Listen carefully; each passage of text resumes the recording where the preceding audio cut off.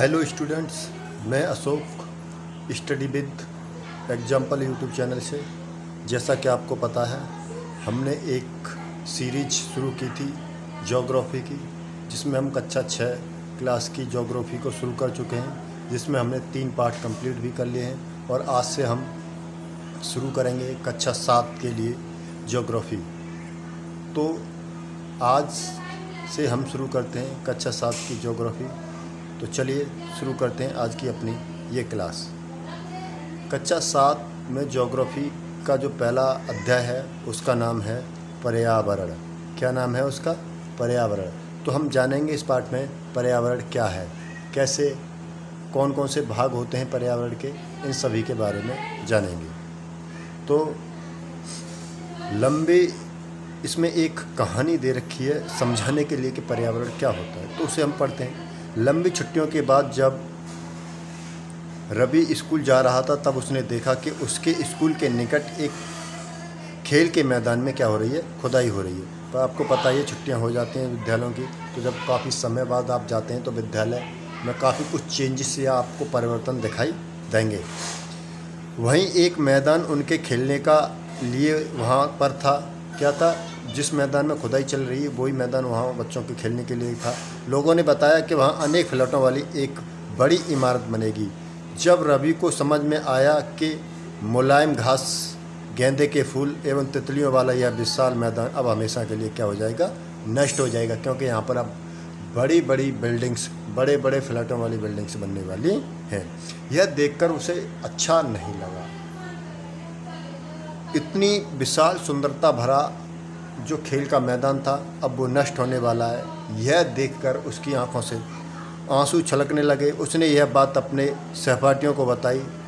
जब सुबह स्कूल की प्रेयर के बाद सभी लोग छात्र बैठे होते हैं, तब उसमें प्रधानाचार्य ने भी बड़ी उदासी से कहा कि देखो कैसे हमारा पर्यावरण बदल रहा है। पर्यावरण हमारा क्या हो रहा है? बदल रहा है। तो रवि जब कक्षा में पहुंचा तो उसने अपने अध्यापक से पूछा कि पर्यावरण क्या होता है? जो कुछ भी आप अपने आसपास देखते हो वो सब क्या है? पर्यावरण है। यह शिक्षक ने बता दिया, यानी उसके अध्यापक ने ये उसको बता दिया कि आप अपने आसपास जो भी कुछ देखते हो वो सब क्या है? एक प्रकार से पर्यावरण ही है। रवि कहने लगा, इसका अर्थ है कि स्कूल की मेज, कुर्सी, कक्षा में रखी कॉपियाँ, किताब, खेल का मैदान, कूड़ा करकट, मेरे दोस्त, ये सभी पर्यावरण के अंग हैं। तो अध्यापक ने फिर से कहा कि हाँ, ये सभी पर्यावरण के अंग हैं, लेकिन ज़रा रुको। इसके आगे अध्यापक कहता है कि रुको, ये सभी पर्यावरण के अंग तो हैं, जिनमें कुछ वस्तुओं का निर्माण तो प्रकृति ने किया है और कुछ वस्तुओं का निर्माण मानव करता है। तो इनमें से जो प्रकृति ने किया है वो है पर्वत, नदियाँ, पेड़, प्राणी, भूमि, जल, वायु, ये सब क्या है? प्रकृति के द्वारा बनाए हुए हैं। जबकि अन्यों का निर्माण मानव ने किया है, जैसे सड़क, कार, कपड़े, किताब, घर, होटल, ये सब क्या है? मानव के द्वारा बनाए गए हैं। अब दो छात्र मिलकर कार्य कीजिए। अब क्या कर सकते हैं? आप अपनी कक्षा में दो छात्रों का ग्रुप बनाएंगे। ग्रुप बनाने के बाद अब आप उसमें तय करेंगे कि 2 कॉलम बना के एक कॉलम में आप लिखेंगे प्राकृतिक निर्मित वस्तुएं और एक में लिखेंगे आप मानव निर्मित वस्तुओं की सूची बनाएंगे। रवि, परमजीत, जेसी, मुस्तफ़ा, आशा सभी यह सूची बनाने के लिए उत्सुक थे। इकबाल ने पूछा, पर्यावरण क्यों बदल रहा है? उसके मन में ये चर्चा चल रही थी कि हम सब ये कार्य करते हैं जिसके कारण पर्यावरण बदल जाता है। ये पर्यावरण बदल ही क्यों रहा है? शिक्षक ने उत्तर दिया, ऐसा हमारी ज़रूरत के कारण होता है। ये दिन प्रतिदिन बढ़ती ही रहती हैं। ऐसा होता ही क्यों है? क्योंकि हमें बहुत सारी वस्तुओं की आवश्यकता होती है और उन वस्तुओं की पूर्ति करने के लिए हम क्या करते हैं? अपने पर्यावरण को नष्ट करते रहते हैं। पर्यावरण हमारे जीवन का मूल आधार है। यह हमें सांस लेने के लिए हवा देता है, पीने के लिए जल देता है और खाने के लिए भोजन देता है और रहने के लिए भूमि प्रदान करता है। तो यहाँ से हम समझ सकते हैं वह स्थान जहाँ पर हमें जीने के लिए वायु मिल जाए, पीने के लिए पानी मिल जाए, खाने के लिए भोजन मिल जाए और भूमि के लिए रहने के लिए भूमि मिल जाए, तो हम कह सकते हैं कि वो क्या है, पर्यावरण है। मानव इस प्राकृतिक पर्यावरण में कैसे परिवर्तन करता है, मतलब परिवर्तन हो रहा है, पर्यावरण बदल रहा है, तो मानव उसमें किस प्रकार से परिवर्तन कर सकता है। कार का धुआं वायु को प्रदूषित करता है और कार का धुआं वायु को प्रदूषित करता है और वायु क्या हो जाती है, दूषित, और उस वायु को हम सांस में लेने में प्रयोग करते हैं। इस प्रकार प्राकृतिक संसाधन एक जो था वायु, वो क्या हो गया, दूषित हो गया। पानी को पात्र में एकत्र किया जाता है, भोजन को बर्तनों में परोसा जाता है और भूमि पर कारखानों का निर्माण होता है। मानव कार मिल कारखानों एवं बर्तनों के निर्माण करता है। इस प्रकार से मानव प्राकृतिक पर्यावरण में परिवर्तन करता है। मान लो क्या है कि अगर कोई मिल कारखाना बनाना है, चलाना है और उसमें लोहे की आवश्यकता होती है, तो क्या होगा, बहुत से प्राकृतिक संसाधनों को कन्वर्ट करके लोहा निकाला जाएगा और वहाँ पर खुदाई की जाएगी, तो क्या होगा, इस तरह से भूमि संसाधन जो प्राकृतिक था उसको हम नुकसान पहुँचा देते हैं। तो देखो इस पाठ में इधर की तरफ दे रखा है पर्यावरण के घटक। क्या दे रखा है, पर्यावरण के घटक, कंपोनेंट्स ऑफ एनवायरनमेंट। तो पर्यावरण के घटक, एक है प्राकृतिक जो स्वयं प्रकृति में होते हैं, और दूसरा है मानव निर्मित जो मानव के द्वारा बनाए गए हैं, और अब तो यहाँ तक के मानव भी एक प्रकार से क्या है, मानव एक प्रकार से ही पर्यावरण का ही अंग है। तो प्राकृतिक पर्यावरण में क्या आता है, जलमंडल आता है जिसमें जल होता है, वायुमंडल आता है यानी कि वायु वाला एरिया, स्थल मंडल जहाँ पर जमीन होती है वो आता है, और सजीव यानी जैव मंडल, ऐसा स्थान जहाँ पर जल, वायु और स्थल मिलकर जीवन की संभावनाओं को जागृत करते हैं, उस स्थान को सजीव कहते हैं। तो सजीव भी क्या है, एक प्राकृतिक मंडल, प्राकृतिक पर्यावरण का अंग है। इस प्रकार मानव निर्मित इमारतें मानव बनाता, पार्क मानव बनाता, पुल मानव बनाता, सड़क मानव बनाता, स्मारक और उद्योग भवन, ये सब मानव के द्वारा बनाए गए पर्यावरण के अंग हैं। अब तो यहाँ पर मानव भी एक प्रकार से क्या है, पर्यावरण का ही अंग है। एक व्यक्ति, एक परिवार, एक समुदाय, धर्म, शिक्षक, आर्थिक, राजनीतिक स्थिति, ये सब पर्यावरण के अंग हैं। हम सबको अपने सराउंडिंग में, अपने चारों तरफ जो भी वस्तुएं दिखाई देती हैं, हम उससे कहते हैं ये सभी पर्यावरण का अंग हैं। इसीलिए हम प्राकृतिक वातावरण में परिवर्तन करते हैं और कभी कभी उसे नष्ट भी कर देते हैं। अब इतनी सारी चीज़ों की हमें आवश्यकता होती है, कारखाना लगाना है तो हमें कच्चे माल की भी जरूरत पड़ती है, वो माल हम पृथ्वी से खोद कर निकालते हैं, तो इस तरह से भूमि संसाधन को बेकार कर देते हैं, और उस कारखाने के बाद जब वो धुआं निकलता है वो हमारे प्राकृतिक पर्यावरण यानी वायु को प्रदूषित कर देता है। और इस प्रकार हम कहते हैं कि हमने अपनी आवश्यकताओं की पूर्ति करने के लिए हमने क्या कर दिया, पर्यावरण को नष्ट कर दिया। इस प्रकार से धीरे धीरे पर्यावरण क्या हो रहा है, नष्ट हो रहा है। ऊपर के वार्तालाप से आप समझ गए होंगे कि किसी भी जीवित प्राणी के चारों ओर पाए जाने वाले लोग, कौन कौन लोग, स्थान, वास्तु एवं प्रकृति को पर्यावरण कहते हैं। एक कोई व्यक्ति, जीवित व्यक्ति या जीवित कोई जंतु है जिसके चारों ओर के वातावरण को, जहाँ उसमें लोग भी हो सकते हैं, स्थान भी हो सकता है, वास्तुएं भी हो सकती है, प्रकृति भी हो सकती है, ये सब को हम क्या कहते हैं, पर्यावरण कहते हैं। यह प्राकृतिक एवं मानव निर्मित परिघटनाओं का मिश्रण है। पर्यावरण क्या है, ये इसमें मानव द्वारा क्रियाएं भी की जाती हैं और प्राकृतिक क्रियाएं भी होती हैं। प्राकृतिक पर्यावरण में पृथ्वी पर पाई जाने वाली जीवीय और अजीवीय दोनों परिस्थितियां सम्मिलित हैं। तो प्राकृतिक पर्यावरण में होता क्या है कि जो पृथ्वी पर जितनी भी जीवीय अजीवीय, जीवीय होता है सजीव प्राणियों का संसार जैसे पादप और जंतु, पेड़ पौधे और जीव जंतु, और अजीवीय जो पदार्थ निर्जीव होते हैं उन्हें अजीवीय पर्यावरण के अंतर्गत रखा जाता है। मानवीय पर्यावरण में मानव की परस्पर क्रियाएं और उसकी गतिविधियां एवं मानव के द्वारा बनाई गई संरचनाएं आती हैं। मानवीय पर्यावरण में होता क्या कि मानव जितनी भी क्रियाएं करता है, जितनी भी गतिविधियां करता है और अपने द्वारा जितना भी संरचना, स्ट्रक्चर का कार्य करता है, वो सब मानव पर्यावरण के अंतर्गत आता है। तो प्राकृतिक पर्यावरण क्या होता है? भूमि, जल, वायु, पेड़ पौधे, जीव जंतु मिलकर प्राकृतिक पर्यावरण का निर्माण करते हैं। ये सब मिलकर क्या करते हैं? प्राकृतिक पर्यावरण का निर्माण करते हैं। स्थलमंडल, जलमंडल, वायुमंडल, जैवमंडल से आप पहले ही परिचित होंगे। आइए अब इनके संबंध में कुछ और तथ्यों की जानकारी प्राप्त करते हैं। तो आपको पता ही है, स्थलमंडल पृथ्वी का वह भाग जिस पर भूमि होती है उसे हम स्थलमंडल कहते हैं। पृथ्वी का वह भाग जिस पर जल पाया जाता है उसे हम जलमंडल कहते हैं। और पृथ्वी के चारों ओर वायु का जो आवरण होता है उसे हम वायुमंडल कहते हैं। और जहाँ पर स्थलमंडल, जलमंडल और वायुमंडल मिलकर जीवन की संभावना बनाते हैं उसे हम जैवमंडल कहते हैं। पृथ्वी की ठोस परपटी या कठोर ऊपरी परत को स्थलमंडल कहते हैं। पृथ्वी की ऊपर वाली सतह को जो कठोर है, जिस पर हम रहते हैं, हमारे घर बनते हैं, उसे हम स्थलमंडल कहते हैं। यह खनिजों एवं चट्टानों का बना होता है। किसका? खनिज और चट्टानों का बना होता है। यह मिट्टी की पतली परत से ढका होता है। यह पहाड़, पठार, मैदान, घाटी आदि जैसी विभिन्न स्थलाकृतियों का विषय धरातल होता है। क्या होता है? पहाड़, पठार, मैदान, घाटी आदि विभिन्न स्थलाकृतियों वाला विषम धरातल होता है। ये सम नहीं होता, प्लेन नहीं होता है। कहीं पर पठार आ जाते हैं, कहीं ऊंचा है, कहीं नीचा है, कहीं घाटी है, कहीं तालाब है, कहीं झील है, कहीं बहुत बहुत ऊंचे ऊंचे पहाड़ हैं।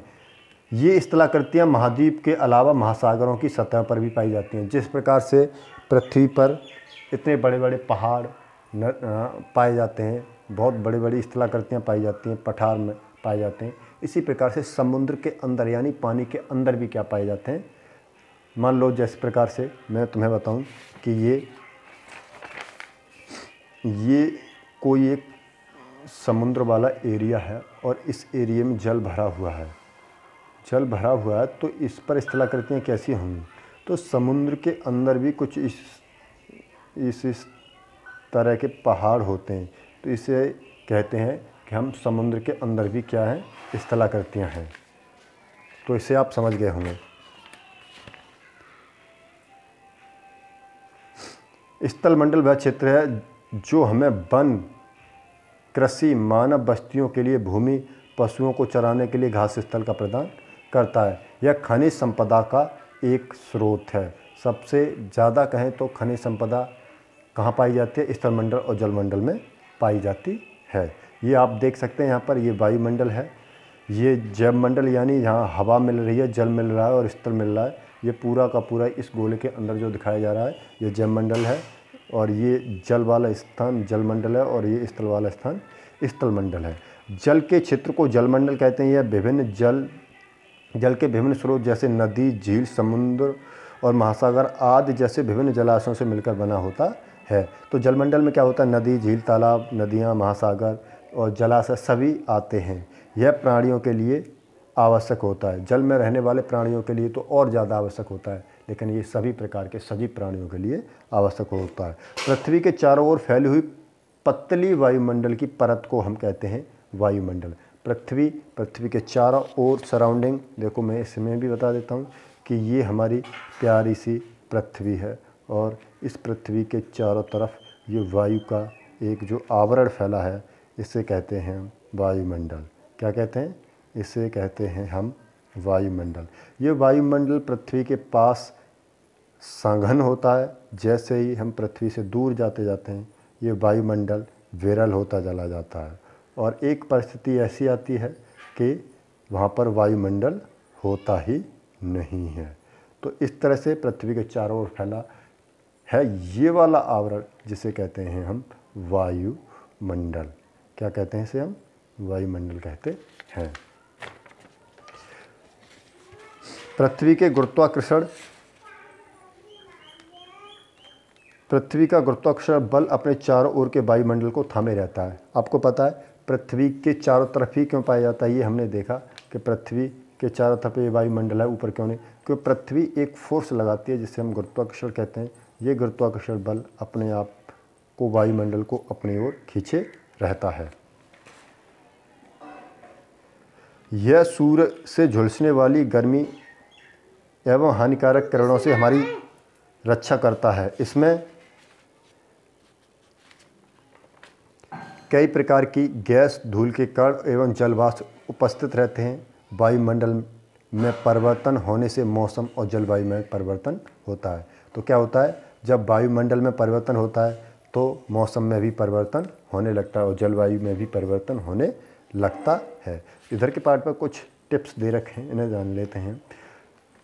शब्द पर्यावरण की उत्पत्ति कैसे हुई? पर्यावरण यानी इन्वायरमेंट शब्द की उत्पत्ति फ्रेंच शब्द इन्वायरोनेर या इन्वायरोनेर से हुई है, जिसका अर्थ है पड़ोस। पर्यावरण का मतलब ही क्या है? पड़ोस, यानी अपनी सराउंडिंग में चारों तरफ जो भी वस्तुएं होती हैं उन्हें हम पर्यावरण कहते हैं।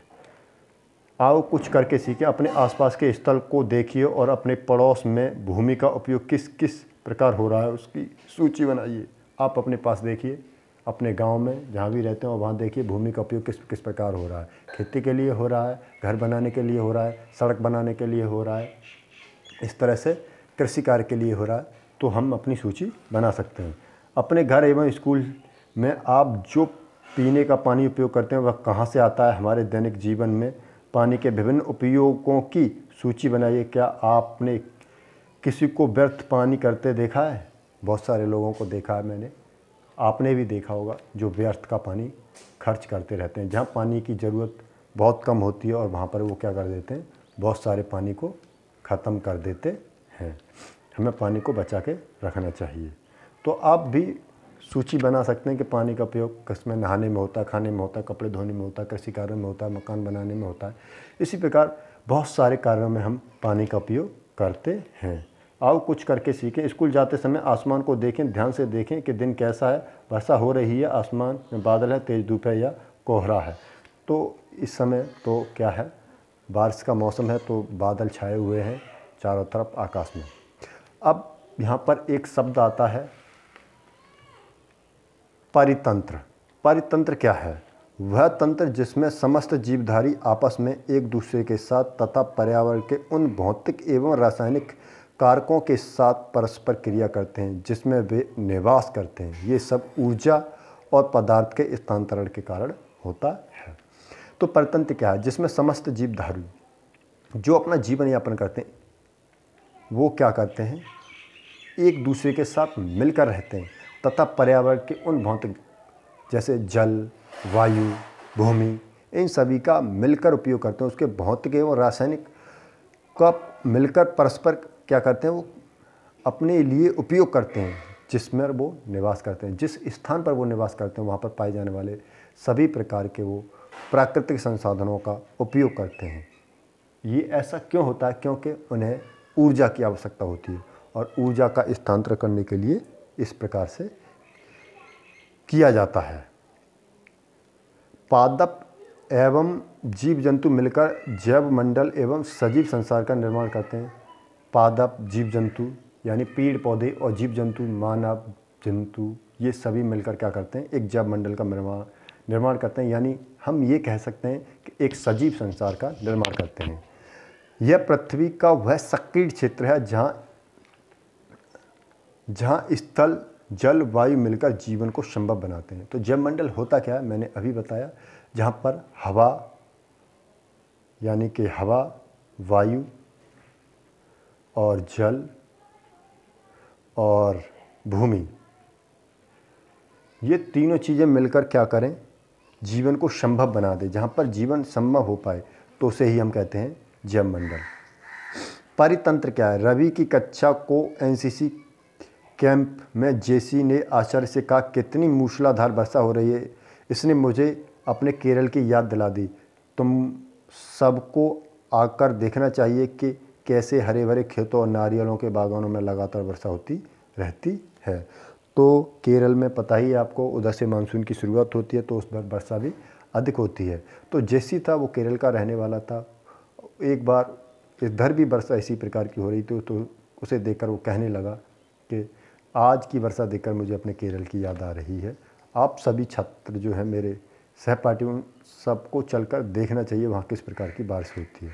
तभी जैसलमेर में रहने वाला हीरा ने आचार्य से कहा, हमारे यहाँ वर्षा होती ही नहीं है, हमें दूर दूर तक केवल कीकर और रेत नज़र आता है, लेकिन वहाँ ऊँट भी मिलते हैं। ये रवि ने कहा, मतलब रवि ने कहा कि वहाँ पर ऊँट भी मिलते हैं, क्योंकि जैसलमेर राजस्थान का क्षेत्र है और वहाँ पर क्या है, वर्षा नहीं होती है, और वहाँ पर वर्षा नहीं होती है तो वहाँ पर कटीली झाड़ियाँ, रेतीला क्षेत्र पाया जाता है। आप देख सकते हैं एक जैव मंडल का ये सजीव चित्रण है, जिसमें जल है, जीव जंतु हैं, पादप हैं और वायुमंडल है। हीरा ने कहा, ऊँट तो मिलेंगे ही, जब तुम हमारे रेगिस्तान आओगे तो तुम्हें सांप, छिपकली और अन्य कीट भी देखने को मिलेंगे। रवि हैरत में पड़ गया, विभिन्न स्थानों पर पाए जाने वाले जीव जंतु, वनस्पति, लोगों के रहन सहन के तरीके इतने भिन्न क्यों हैं।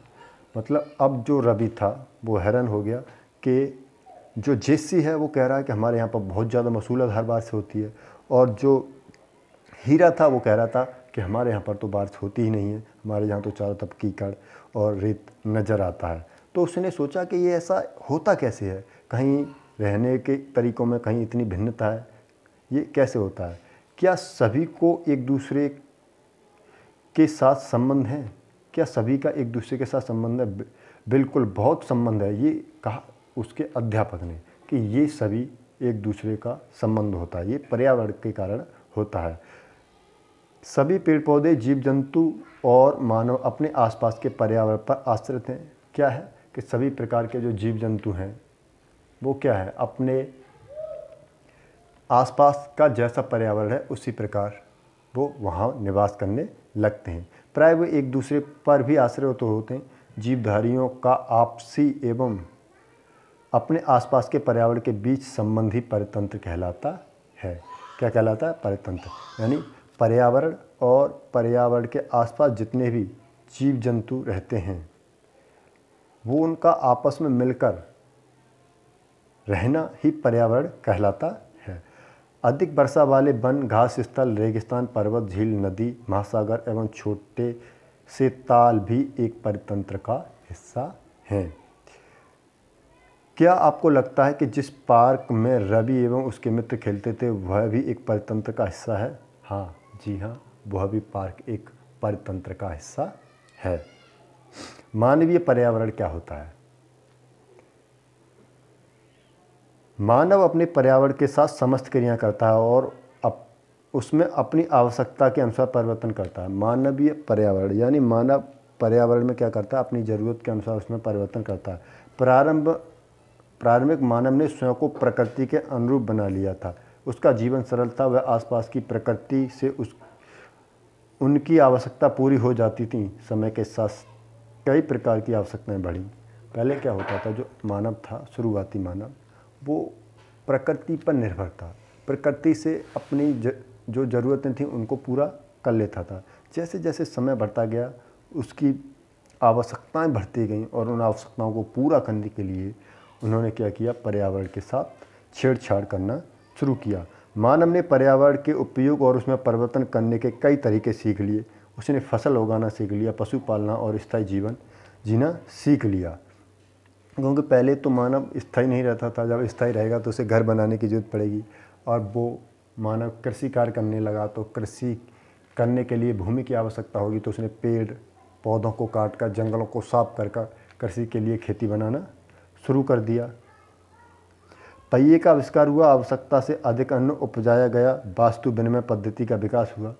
जब फसल उगाना शुरू हो गया, पशुपालन शुरू हो गया, तो अब वास्तु विनिमय पद्धति का, यानी एक वास्तु दो, उसके बदले आप दूसरी वास्तु ले लो, ये पद्धति का विकास हुआ। व्यापार इस तरह से धीरे धीरे क्या होने लगा, व्यापार शुरू हो गया। वाणिज्य का विकास हुआ, उद्योग क्रांति के बड़े पैमानों पर उत्पादन शुरू हो गया। जब व्यापार शुरू हो गया तो सामानों को एक जगह बनाया जाता था, फिर उन्हें दूर दूर बेचा जाता था। इस प्रकार क्या हो गया, बड़े बड़े पैमाने पर उत्पादन शुरू हो गया। अब बड़े पैमाने पर उत्पादन शुरू हो गया तो क्या करना पड़ा, बड़े बड़े जंगलों को साफ करके, बड़े बड़े मैदानों को साफ करके वहाँ पर कंपनियाँ, उद्योग, कारखाने स्थापित किए गए, जिनमें लोगों की आवश्यकताओं को पूर्ति करने के लिए सामानों को बनाया जाने लगा।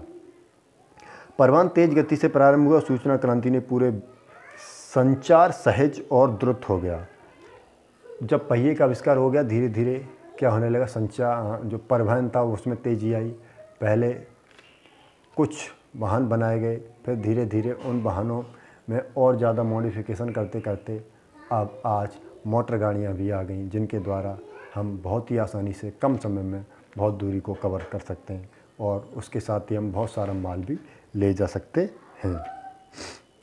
क्या आप जानते हैं आप गर्मी में रसीला तरबूज और सर्दी में भुनी हुई मूंगफली खाना क्यों पसंद करते हैं? प्रकृति मानव पर्यावरण के बीच सही संतुलन होना आवश्यक है। मानव को पर्यावरण के साथ समरसता से रहना एवं उसका उपयोग करना सीखना चाहिए, क्योंकि होता क्या है कि गर्मी में हमें रसीला तरबूज अच्छा लगता है, क्योंकि गर्मी के समय हमारे शरीर को पानी की आवश्यकता ज़रूर होती है। पानी तरबूज जो होता है हमारे क्या करता है, पानी की पूर्ति कर देता है, क्योंकि ये हम पर्यावरण पर डिपेंड करते हैं। हमारे पर्यावरण का टेम्परेचर ज़्यादा हाई है, तो हम अपने आप को पर्यावरण के अनुकूल बनाने के लिए क्या करते हैं, इस प्रकार तरबूज खाकर अपने आप को संतुलित करते हैं। इसी प्रकार गर्मी जब सर्दी का मौसम होता है उस समय सर्दी के मौसम में ठंड अधिक होती है, लेकिन हम सर्दी के मौसम में मूंगफली खाना पसंद करते हैं, क्योंकि मूंगफली जो है ना गर्म होती है और गर्म को खाकर हम क्या करते हैं, अपने आप को पर्यावरण के अनुकूल बनाने के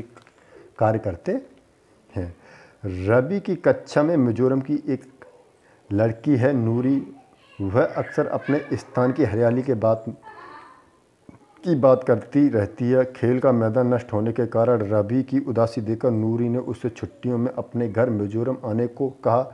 रवि के शिक्षक ने सभी बच्चों से कहा कि छुट्टियों में वे जिन स्थानों पर जाएंगे वहाँ के भूदृश्य, घरों एवं लोगों के क्रियाकलापों का चित्र बनाकर लाएंगे, क्योंकि मिजोरम हमारा जो है वो पड़ता है हिमालय की वादियों, बहुत ही ज़्यादा जंगल पाए जाते हैं, बहुत ही ज़्यादा पेड़ पौधे, बहुत ही प्रकार की जीव जंतु उनमें पाए जाते हैं और वहाँ पर वर्षा भी अत्यधिक होती है, जिसके कारण वहाँ के मैदान और जो एरिया है, वहाँ के जो वन हैं हमेशा हरे भरे रहते हैं। अगर आप भी कहीं घूमने जाएं तो आप भी जानें कि वहाँ का पर्यावरण कैसा है, वहाँ गर्मी पड़ती है अधिक या सर्दी पड़ती है अधिक, वहाँ के लोग किस प्रकार के कपड़े पहनते हैं।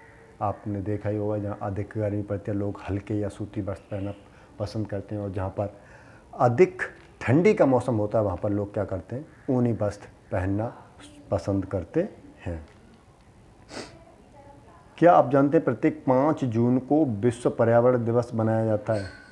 5 जून को, हर वर्ष 5 जून को विश्व पर्यावरण दिवस मनाया जाता है। इस पर्यावरण दिवस मनाने का एक ही मकसद है कि लोगों को पर्यावरण के प्रति जागरूक करना, जिससे कि पर्यावरण को लोग जिस प्रकार से हानि पहुंचाए रहे हैं उससे बचा जा सके। वस्तु विनिमय पद्धति, यह वस्तुओं की अदला बदली का व्यापार है जिसमें धन का प्रयोग नहीं किया जाता। क्या है? धन का प्रयोग नहीं किया जाता। जैसे कि आज भी आपने कभी देखा होगा, अगर आपके पास पैसे नहीं होते तो आप क्या करते हैं, अपना अनाज ले जाते हैं और अनाज उसको दे देते हैं और क्या कर लेते हैं, उससे अपनी ज़रूरत की वस्तु ले आते हैं। इसे ही हम कहते हैं वस्तु विनिमय पद्धति। आओ कुछ करके सीखें। अपने पड़ोस के किसी बुजुर्ग व्यक्ति से बात करें और निम्न जानकारी प्राप्त करें। जब वे आपकी उम्र के थे तब उनके आसपास कैसे पेड़ पौधे थे? अपने दादा या दादी से पूछें या उनके समकक्ष और लोगों से पूछें कि जब आप हमारी उम्र के थे तब आपके पास पर्यावरण, आपके आसपास का पर्यावरण कैसा था, तो वो बताएंगे कि हमारे आसपास का पर्यावरण कैसा था। आज से पहले, अब आप ज़्यादा से ज़्यादा 10 साल के होंगे, तो उस समय का पर्यावरण, आपके दादा दादी लगभग 50, 60, 70 साल के होंगे, तो उस समय का पर्यावरण होगा यह अब से बहुत ज़्यादा हरा भरा, बहुत ज़्यादा पेड़ पौधे पाए जाते होंगे और इतने बड़े पैमाने पर कृषि कार्य नहीं किया जाता होगा, भूमि फ्री रहती होगी। उस समय घर के अंदर खेले जाने वाले खेल कौन से थे? उस समय उनका पसंदीदा फल क्या था? गर्मी और सर्दी के मौसम में वे कैसे बिताते थे? जानकारी प्राप्त जानकारी को दीवार, बुलेटिन बोर्ड पर प्रदर्शित करें। यानी एक बोर्ड बना लें या फिर एक दीवार पर उसकी लिस्ट चिपका के रखें। सो थैंक यू दोस्तों, आज की ये क्लास हम यहीं पर ख़त्म करते हैं, क्योंकि आज का ये चैप्टर पूरा हो गया। अगले चैप्टर में हम पढ़ेंगे अगली क्लास में। तब तक के लिए धन्यवाद। अगर हमारी वीडियो अच्छी लगी, हमारी क्लास अच्छी लगी, तो आप हमारे चैनल को लाइक करें, सब्सक्राइब करें और अपने दोस्तों के साथ शेयर करें, जिससे कि हमारा मोटिवेशन बना रहे और हम इसी प्रकार की और क्लासेस लेकर आपके समक्ष हाजिर होते रहें। Thank you.